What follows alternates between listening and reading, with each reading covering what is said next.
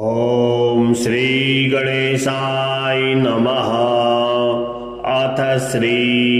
लक्ष्मीनारायण स्तोत्रम्।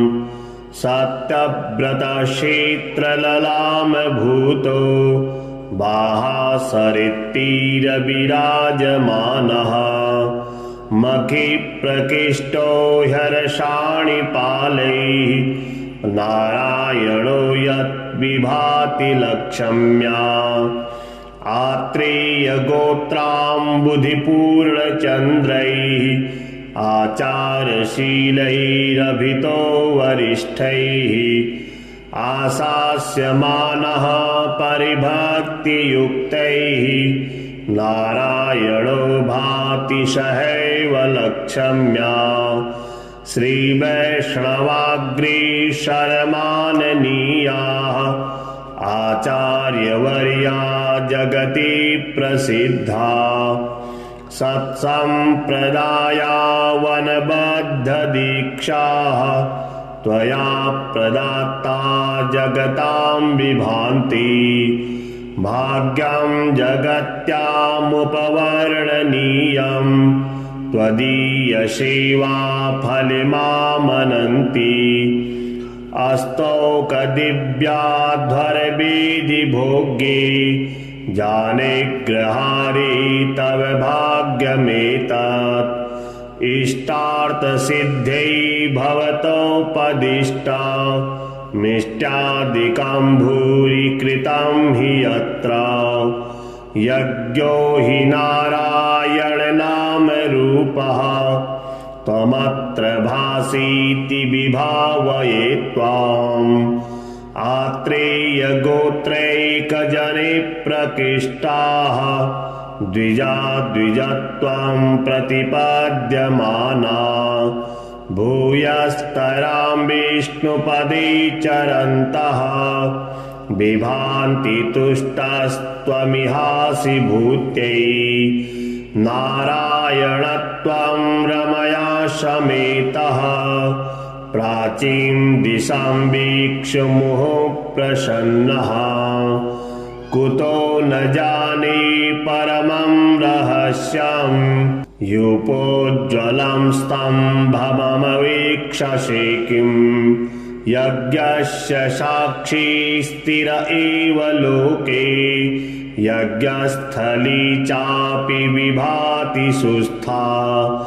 ततोऽभिजाता वसतोऽग्रहारः विश्वप्रसिद्धोऽप्यधुना त्वयैव काञ्चोत्तराच्चोत्तमतां प्रणीता यज्ञैर्हि संजैः किल यायजूकैः अत्रन्ववायान्वयविद्धदग्रैः सुस्वध्वरैरध्वरवेत्रदीप्रैः श्रीवादिहंसाम्बुधसूरिवर्या वंसावतंसैः किल विप्रवर्यैः श्रीनिवासाध्वरिभिः प्रतिष्ठां प्राप्तो ग्रहारो ह्यर्षाणिपालैः प्रतिष्ठितस्त्वं निजभूम्नि नित्यं प्रतिष्ठ त्वं परमाग्रहारे पुनः प्रतिष्ठा भवतः प्रशस्या चिराय नारायण सन्निधस्त्वा यमप्ययं प्राह्वयति स्म हृष्टो वरप्रदो वारणशैलमूर्ध्नि देवाधिराजोऽप्ययदीक्षितोऽसौ कूटस्थ एवाभवदत्रिगोत्रे कल्याणकुल्या कमनीययूपः कार्श्यं कुतः प्राप न वेद्मि तत्त्वम् क्षमस्व सर्वान् पराधवर्गान् ऋद्धे समीक्ष्वा सुधा कटाक्षात् कल्याणि कुल्यामृतवाहने स्यात् यूपः समुच्छ्रायमुपैतु भूयः त्वदीयधामोज्ज्वलतामुपेयात् आराधनं ते नवतां प्रदद्यात् काञ्चीघटाम्बित्यभिधानभाजः श्रीवेङ्कटाचार्यमुखा कवीन्द्रा यत्सन्निधानात् अतुलां प्रतिष्ठां सम्प्राप्य नारायण संविभाषी दभ्रेतरिधामनिवर्धमानो दभ्रं परं धाम समाश्रितोऽसि अदभ्रदृष्ट्या स्वयमीधमानः भद्राणि नारायण संविधेया विधिप्रणीते सुभगीष्वमेधे समुद्भवन् श्यामलभव्यवाह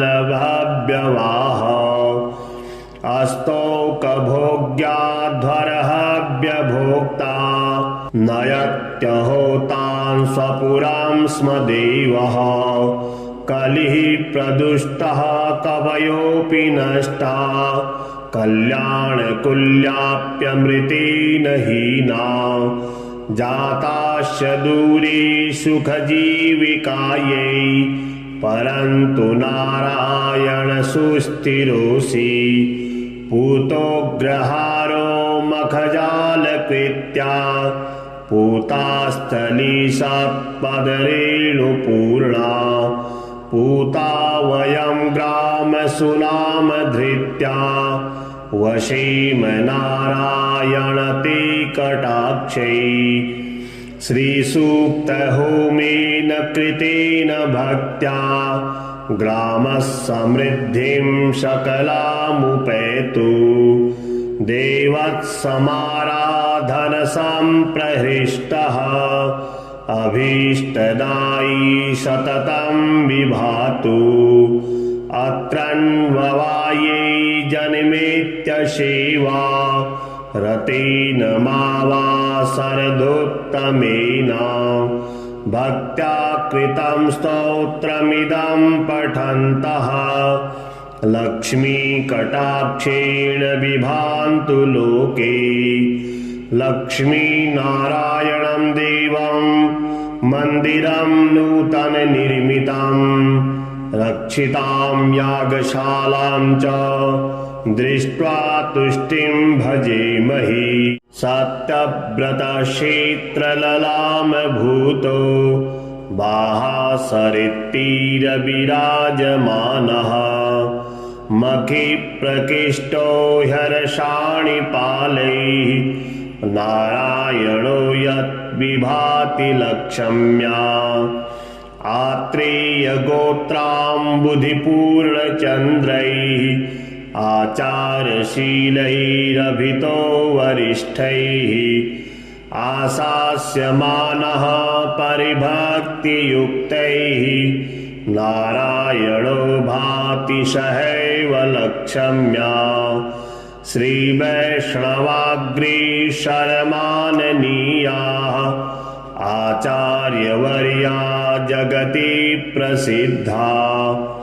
सत्सम्प्रदाया वनबद्धदीक्षाः त्वया प्रदत्ता जगतां विभान्ति भाग्यं जगत्यामुपवर्णनीयं त्वदीयसेवा फलमामनन्ति अस्तौकदिव्याध्वरवेदिभोग्ये जानेग्रहारे तव भाग्यमेतत्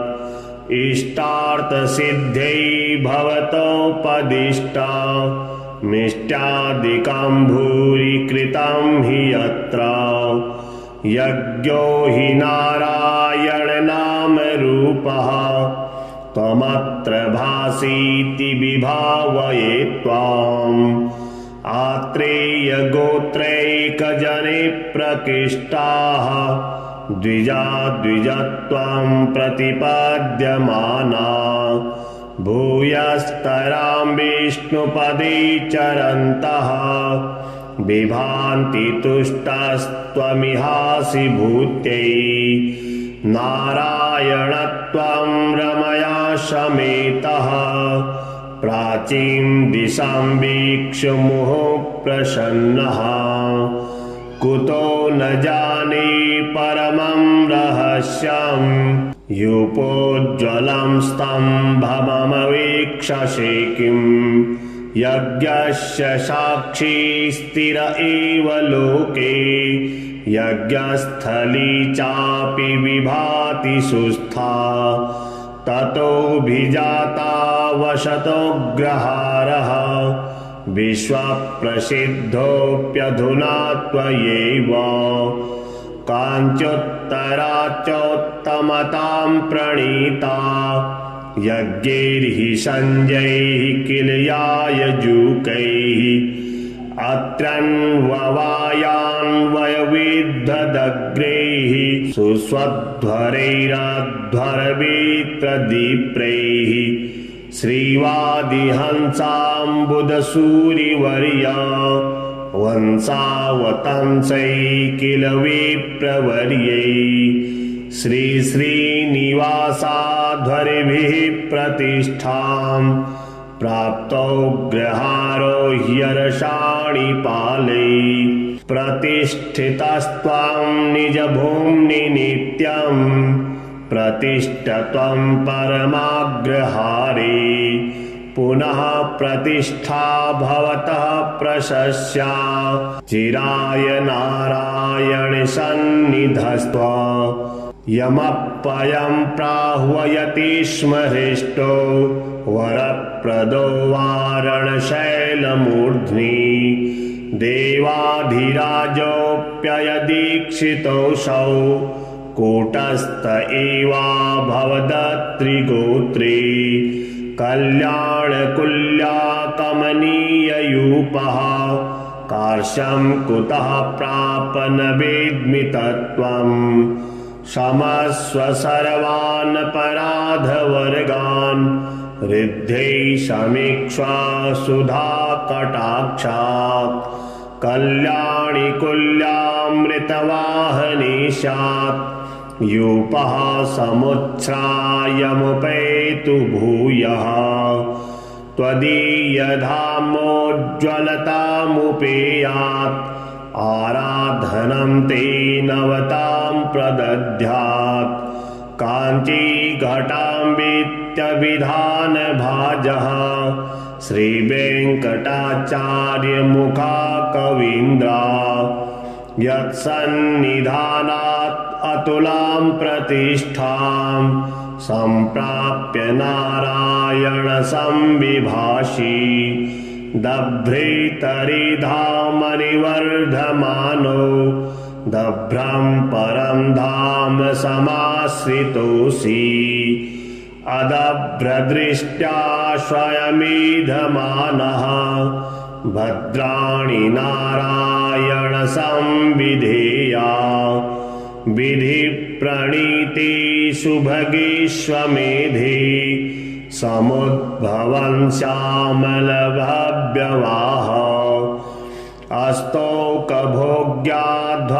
अस्तौकभोग्याध्वरहव्यभोक्ता नयत्यहोतान् स्वपुरां स्म देवः कलिः प्रदुष्टः कवयोऽपि नष्टा कल्याणकुल्याप्यमृतेन हीना जाताश्च दूरे सुखजीविकायै परन्तु नारायण सुस्थिरोऽसि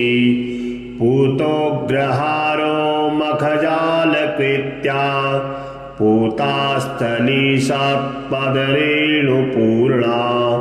पूता वयं ग्रामसुनामधृत्या वशीम नारायण ते कटाक्षै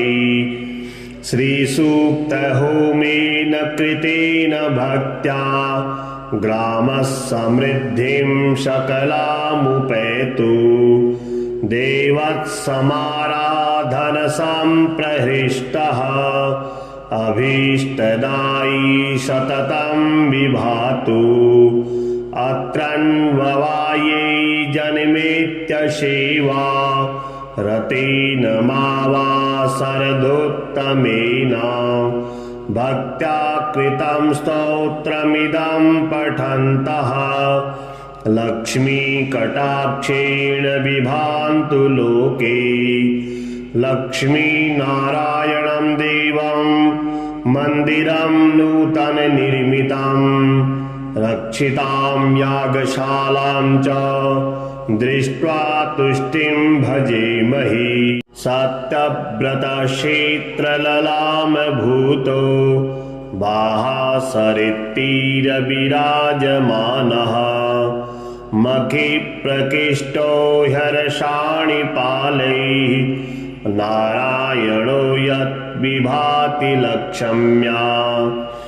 आत्रेयगोत्राम्बुधिपूर्णचन्द्रैः आचारशीलैरभितो वरिष्ठैः आशास्यमानः परिभक्तियुक्तैः नारायणो भाति सहैव लक्ष्म्या श्रीवैष्णवाग्रे शर्माननीयाः आचार्यवर्या जगति प्रसिद्धा सत्सम्प्रदाया वनबद्धदीक्षाः त्वया प्रदत्ता जगतां विभान्ति भाग्यं जगत्यामुपवर्णनीयं त्वदीयसेवा फलमामनन्ति अस्तौकदिव्याध्वरविधिभोग्ये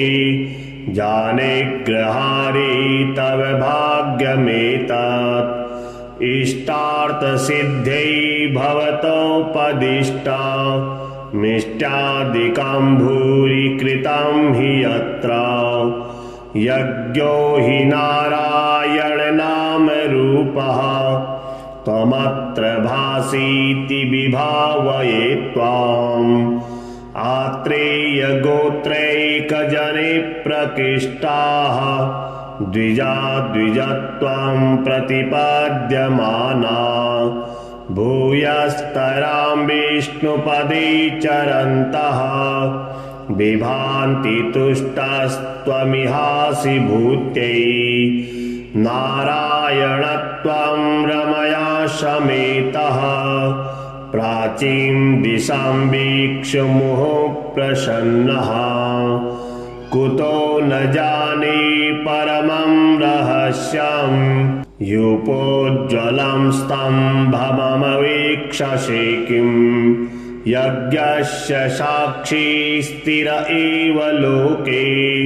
यज्ञस्थली चापि विभाति सुस्था ततोऽभिजाता वशतोऽग्रहारः विश्वप्रसिद्धोऽप्यधुना त्वयैव काञ्चोत्तराच्चोत्तमतां प्रणीता यज्ञैर्हि सञ्जैः किल यायजूकैः अत्रन्ववायान्वयविद्धदग्रैः सुस्वध्वरैरध्वरवित्रदीप्रैः श्रीवादिहंसाम्बुधसूरिवर्या वंसावतंसै किल विप्रवर्यै श्रीश्रीनिवासाध्वरिभिः प्रतिष्ठां प्राप्तोऽग्रहारो ह्यर्षाणि पालै प्रतिष्ठितस्त्वं निजभूम्नि नित्यं प्रतिष्ठत्वं परमाग्रहारे पुनः प्रतिष्ठा भवतः प्रशस्या चिराय नारायण सन्निधस्त्व यमप्ययं प्राह्वयति स्म हृष्टो वरप्रदो वारणशैलमूर्ध्नि देवाधिराजोऽप्ययदीक्षितोऽसौ कूटस्थ एवाभवदत्रिगोत्रे कल्याणकुल्याकमनीययूपः कार्श्यं कुतः प्राप न वेद्मि तत्त्वम् क्षमस्व सर्वान् अपराधवर्गान् ऋद्धे समीक्ष्वा सुधा कटाक्षात् कल्याणि कुल्यामृतवाहनी स्यात् यूपः समुच्छ्रायमुपैतु भूयः त्वदीयधामोज्ज्वलतामुपेयात् आराधनं ते नवतां प्रदद्यात् काञ्चीघटाम्बित्यभिधानभाजः श्रीवेङ्कटाचार्यमुखा कवीन्द्रा यत्सन्निधानात् अतुलां प्रतिष्ठां सम्प्राप्य नारायण संविभाषी दभ्रेतरिधामनिवर्धमानो दभ्रं परं धाम समाश्रितोऽसि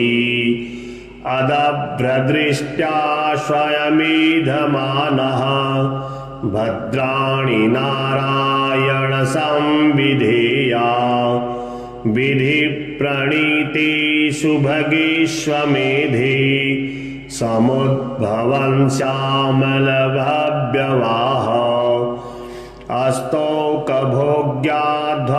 अस्तौकभोग्याध्वरहव्यभोक्ता नयत्यहोतान् स्वपुरां स्म देवः कलिः प्रदुष्टः कवयोऽपि नष्टा कल्याणकुल्याप्यमृतेन हीना जाताश्च दूरे सुखजीविकायै परन्तु नारायण सुस्थिरोऽसि पूतोग्रहारो मखजालकृत्या पूतास्थलीसत्पदरेणुपूर्णा पूता वयं ग्रामसुनामधृत्या वशेम नारायण ते कटाक्षै श्रीसूक्तहोमेन कृतेन भक्त्या ग्रामः समृद्धिं सकलामुपैतु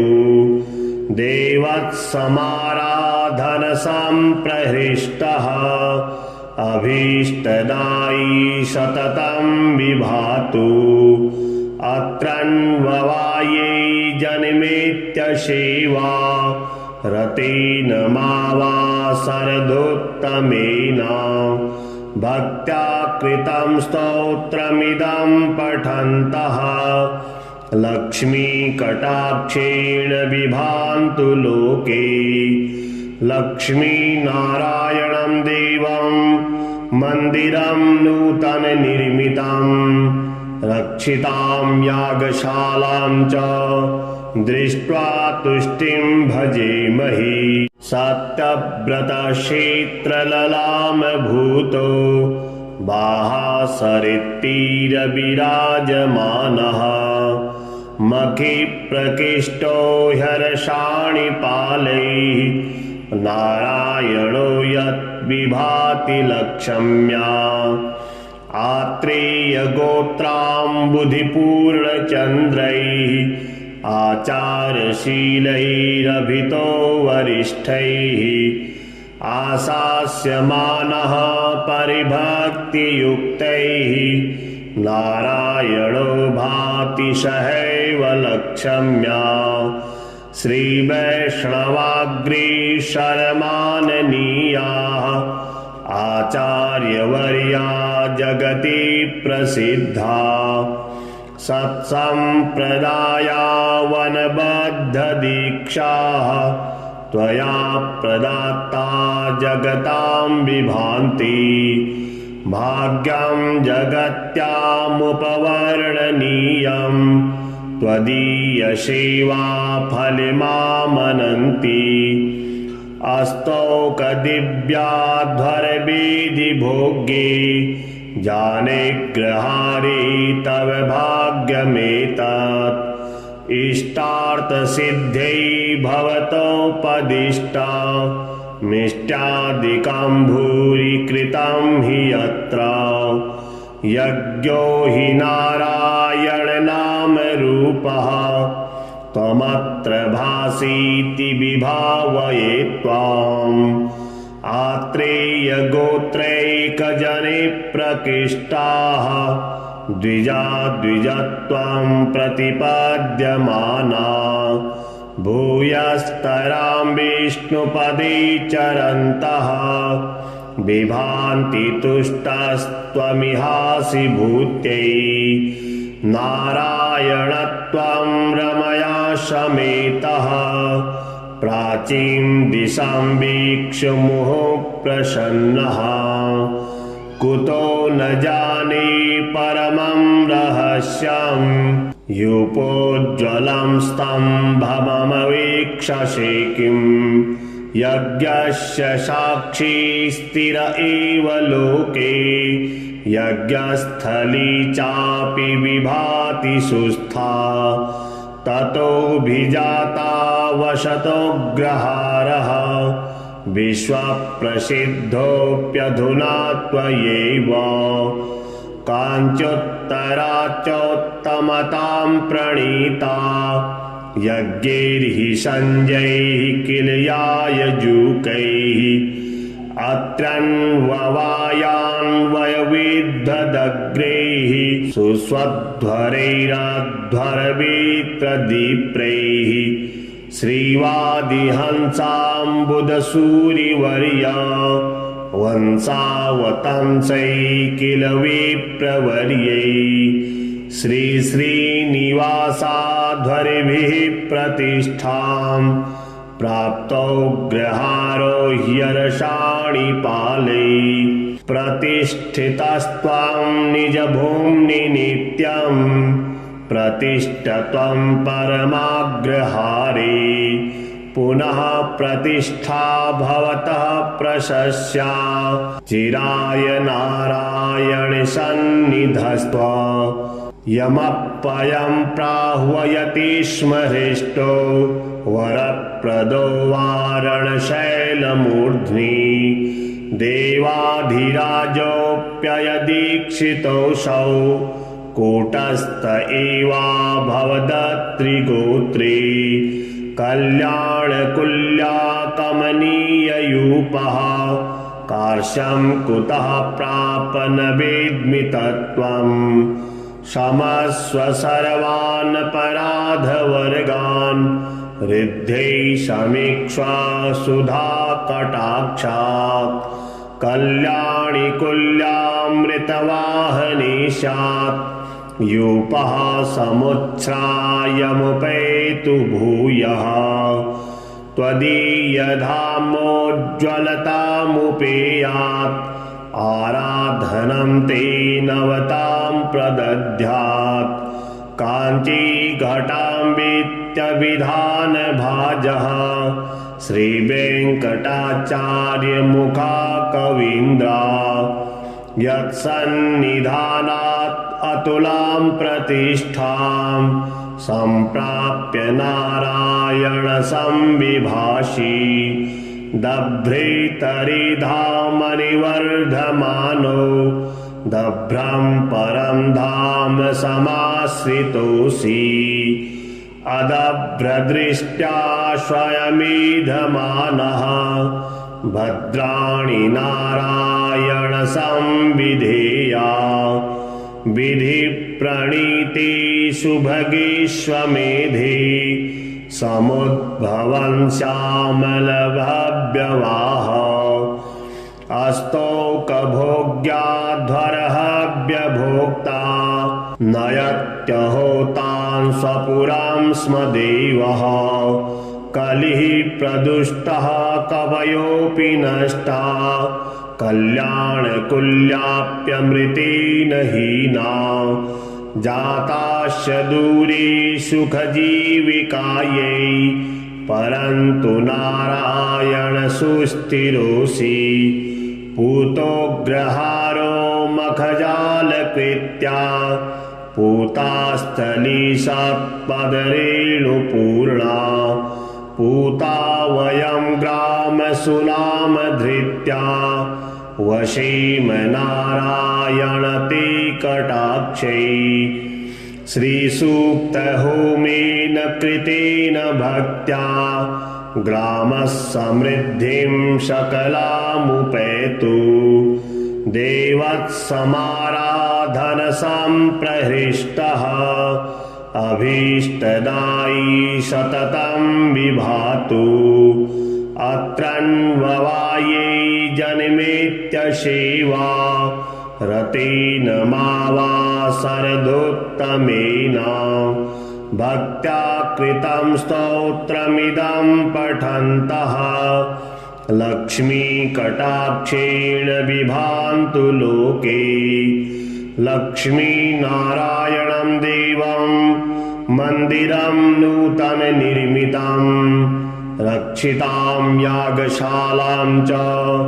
दृष्ट्वा तुष्टिं भजेमहि सत्यव्रतक्षेत्रललामभूतो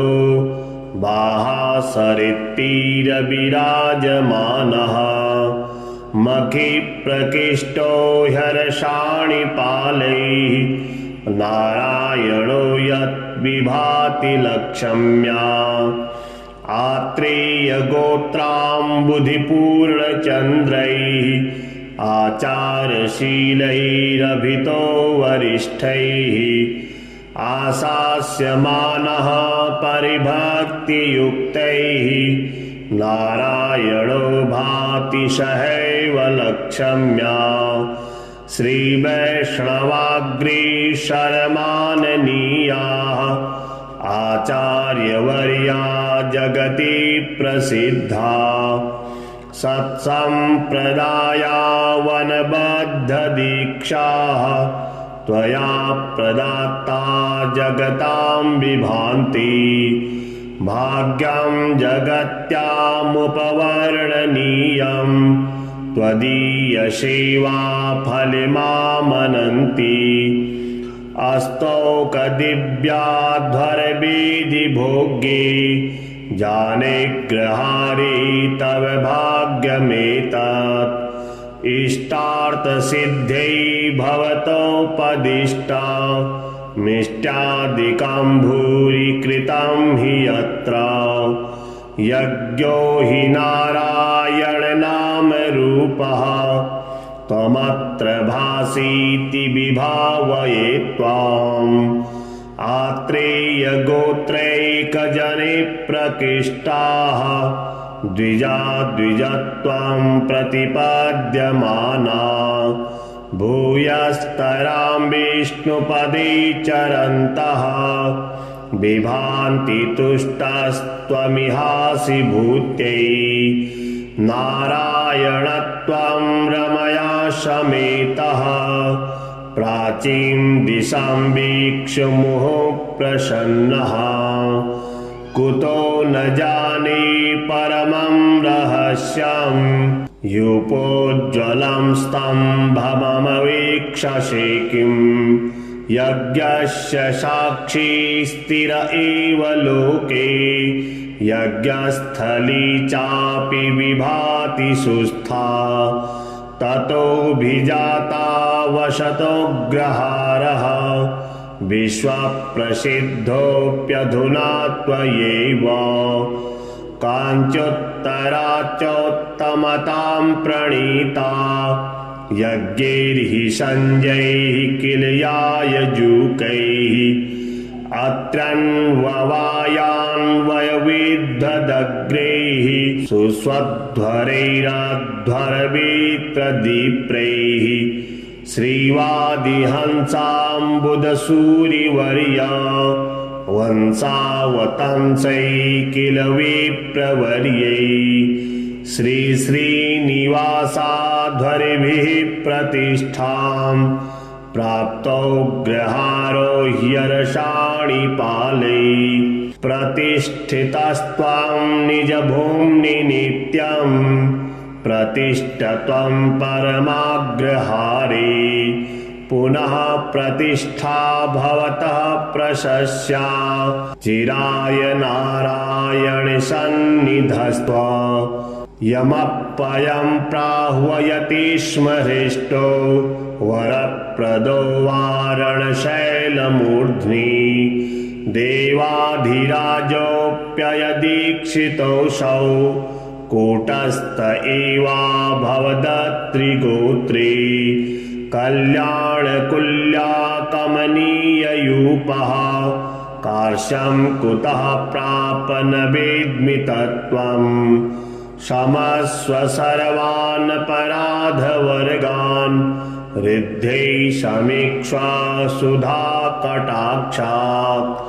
कल्याणि कुल्यामृतवाहनी स्यात्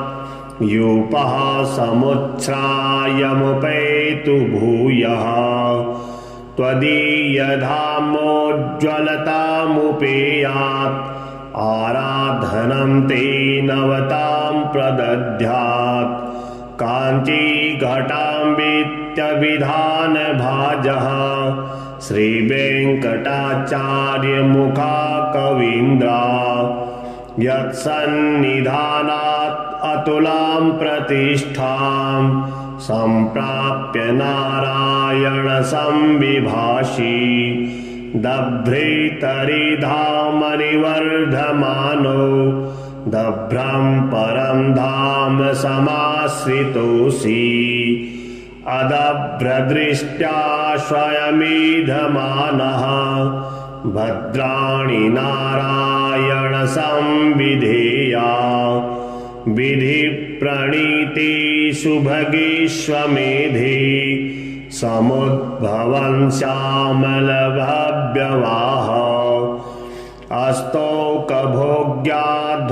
अस्तौकभोग्याध्वरहव्यभोक्ता नयत्यहोतान् स्वपुरां स्म देवः कलिः प्रदुष्टः कवयोऽपि नष्टा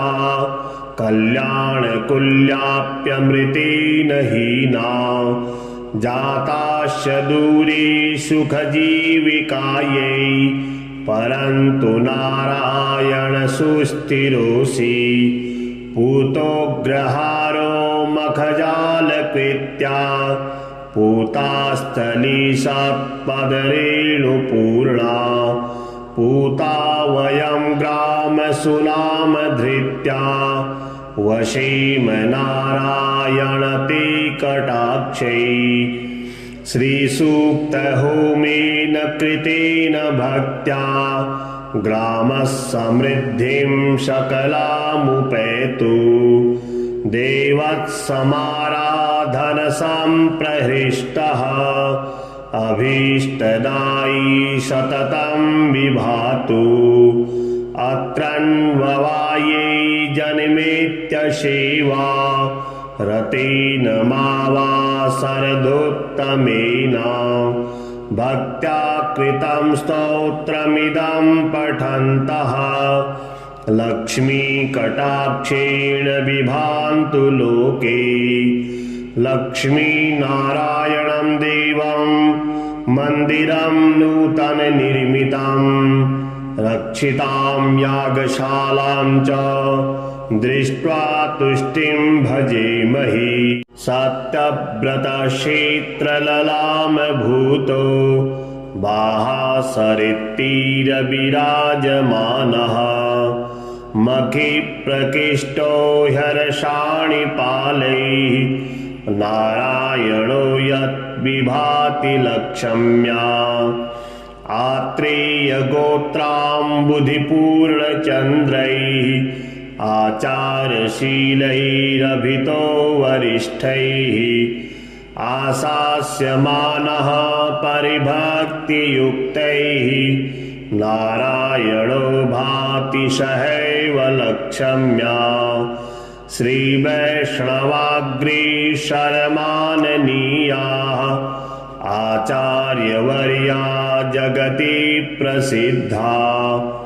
सत्सम्प्रदाया वनबद्धदीक्षाः त्वया प्रदत्ता जगतां विभान्ति भाग्यं जगत्यामुपवर्णनीयं त्वदीयसेवा फलमामनन्ति अस्तौकदिव्याध्वरवेदिभोग्ये जाने ग्रहारे तव भाग्यमेतत् इष्टार्थसिद्ध्यै भवतोपदिष्टा मिष्ट्यादिकं भूरि कृतं हि यत्र यज्ञो हि नारायणनामरूपः त्वमत्र भासीति विभावये त्वाम् आत्रेयगोत्रैकजने प्रकृष्टाः द्विजत्वं प्रतिपाद्यमाना भूयस्तरां विष्णुपदे चरन्तः बिभान्ति तुष्टस्त्वमिहासि भूत्यै नारायणत्वं रमया समेतः प्राचीं दिशां वीक्ष्य मुहुः प्रसन्नः कुतो न जाने परमं रहस्यं यूपोज्ज्वलं स्तम्भमवीक्षसे किम् यज्ञस्य साक्षी स्थिर एव लोके यज्ञस्थली चापि विभाति सुस्था ततोऽभिजाता वसतोऽग्रहारः विश्वप्रसिद्धोऽप्यधुना त्वयैव काञ्चोत्तराच्चोत्तमतां प्रणीता यज्ञैर्हि सञ्जैः किलयायजूकैः अत्रन्ववायान्वयविद्धदग्रैः सुस्वध्वरैराध्वरवित्रदीप्रैः श्रीवादिहंसाम्बुदसूरिवर्या वंसावतंसै किल विप्रवर्यै श्रीश्रीनिवासाध्वरिभिः प्रतिष्ठां प्राप्तोऽग्रहारो ह्यर्षाणि पालै प्रतिष्ठितस्त्वां निजभूम्नि नित्यं प्रतिष्ठ त्वं परमाग्रहारे पुनः प्रतिष्ठा भवतः प्रशस्या चिराय नारायण सन्निधस्त्वा यमप्ययं प्राह्वयति स्म हृष्टो वरप्रदो वारणशैलमूर्ध्नि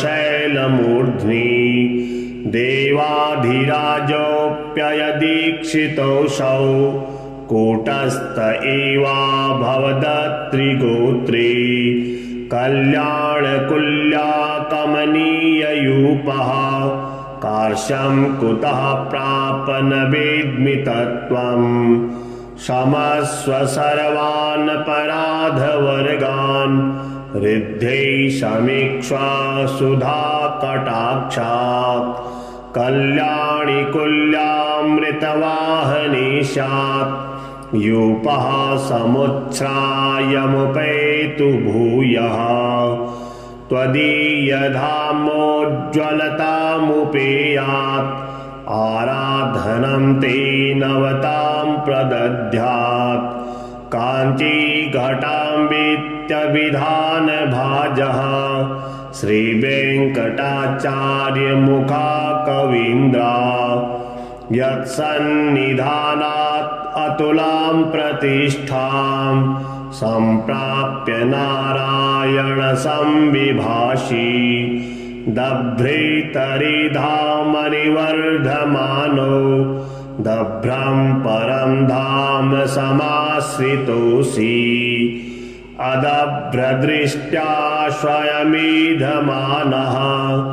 भद्राणि नारायण संविधेया विधिप्रणीते सुभगीष्वमेधे समुद्भवन् श्यामलभव्यवाह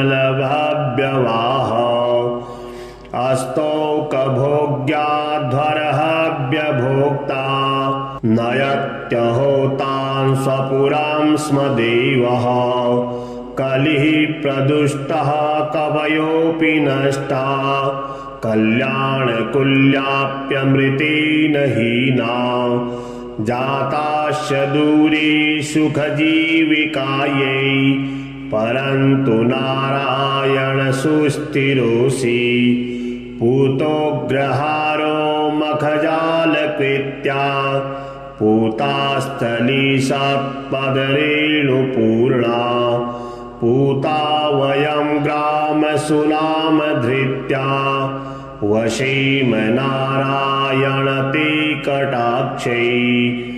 श्रीसूक्तहोमेन कृतेन भक्त्या ग्रामः समृद्धिं सकलामुपैतु देवत्समाराधनसम्प्रहृष्टः अभीष्टदायी सततं विभातु अत्रन्ववाये जन्मेत्यसेवा रतेन मावा शरदोत्तमेन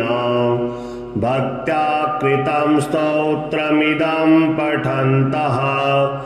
लक्ष्मीकटाक्षेण बिभान्तु लोके